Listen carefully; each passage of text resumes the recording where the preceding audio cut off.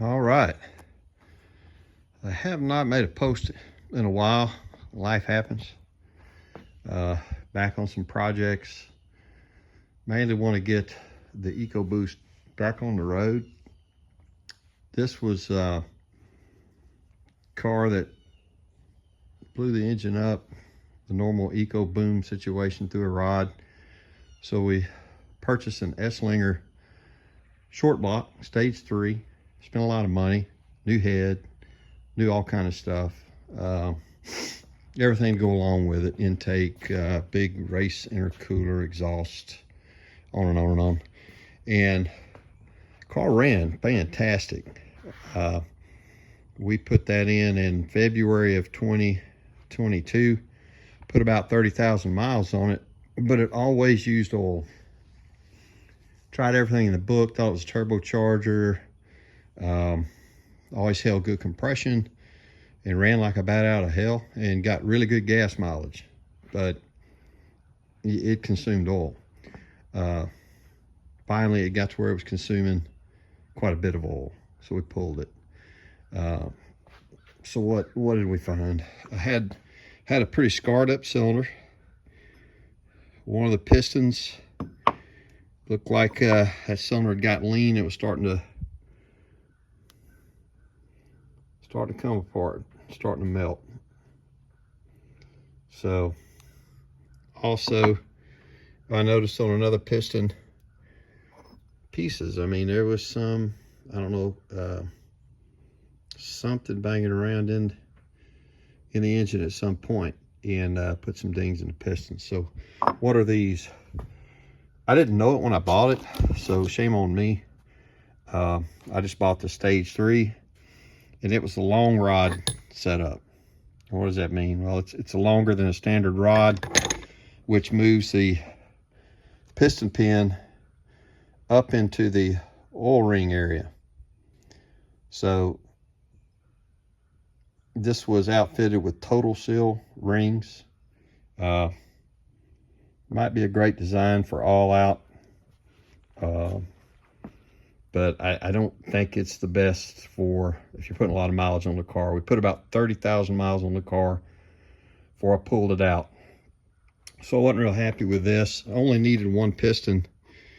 Well, naturally, this is a unique piston, proprietary to Esslinger. They won't sell you one. You got to order a set of 4. That's $1,000. Race Tech makes their pistons, and contacted them. Of course, they won't make. They'll only sell through Esslinger. And I understand if it's a unique piston, the tooling, pretty expensive to set up for one piston. So lesson learned. Waste of money. Very expensive stuff. So if anybody wants a long rod set, these are excellent rods. Not a problem, but I'm not going down that path again. So built a new engine. Put standard length Mahle rods. Mahle pistons and Eagle rods. So going back to just conventional setup. Still has the 2.0 block. So it's got the strong block, strong bottom end. Should be a solid engine. Like I say, it ran like a bat out of hell. We never upgraded the fuel system, so it would run out of fuel on the top end on the dyno and set up pretty low RPM, I think 6,700. But you can see it was running out of fuel.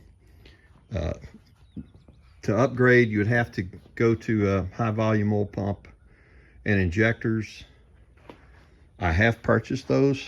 I'm gonna go that route. I want to see what this little setup will do.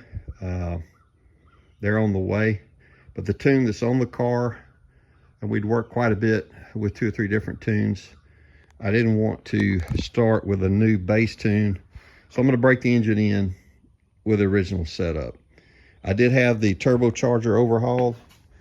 The Precision Turbo, there's nothing wrong with it, but they went ahead and freshened it up. About $300. It was cheap insurance the way I looked at it.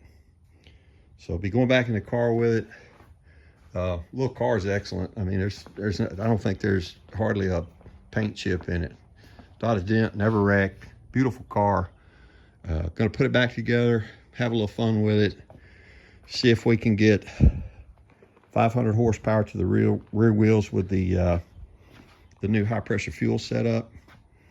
And I'll make a few videos on that, take it to the track maybe once or twice, see what it'll do, and probably sell it. Time to move on to other projects. So there we go. Not much else has changed. Starting to work on the big block for the 66. This is an original, not an original block to the car, but a correct date code, correct casting 4-bolt main, 427 for 1966. And heads, I also have a set of aluminum heads and another Gen 6 big block. I'm torn between building the Gen 6 with aluminum heads, putting the EFI on it, put it in there for a really good driver, and complete this engine on out and just leave it on the engine stand. I don't know, we'll see when we get there. Got a new truck, got me a new shop truck. Been wanting a 3/4 ton, never liked the diesels. So it's a gas burner. It's a XL package, so kind of plain Jane, almost like a work truck, but that's exactly what I was looking for. It's got what they call the off-road package, which is the larger wheels, some skid plates, a couple other upgrades, but I really love the truck. Put about 6,000 miles on it. Yeah, it's a gas hog, gets about 14 miles a gallon, but I love it. Anyway, hopefully the next video, the Ecoboost is up and running, and hopefully no smoke, no oil consumption. Till then.